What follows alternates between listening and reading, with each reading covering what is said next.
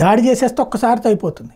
కానీ దాడి చేస్తారన్నటువంటి భయంతో బ్రతికించడం అనేదే ఇక్కడ ఇజ్రాయెల్ లక్ష్యమా, లేదా ఏదో ప్లాన్ చేసుకుని వెయిట్ చేస్తుందా, టైం చూసి కొడుతుందా? ఇరాన్ బాలిస్టిక్ మిస్సైల్స్ని ప్రయోగించేసింది, 2 రోజులు అయిపోయింది, 3 రోజులు అయిపోయింది. బట్ ఇజ్రాయెల్ ఏం చేయట్లేదు ఇరాన్ మీద. ఇరాన్ ఫ్రాక్సీ అయినటువంటి హెజ్బుల్లాని తాట తీస్తోంది, హౌతీల మీద అటాక్స్ చేస్తోంది, సిరియా మీద అటాక్ చేసింది, గాజానైతే సర్వనాశనం చేస్తుంది. అదే సందర్భంలో ఏ క్షణంలో ఇరాన్ మీద విరుచుకుపడుతుందో లేదు. ఆగుతామని పొరపాటున కూడా చెప్పట్లేదు, బుద్ధి చెప్తామని ఒక పక్కన ఇజ్రాయెల్ ప్రధానమంత్రి నెతన్యాహు చెప్తున్నాడు.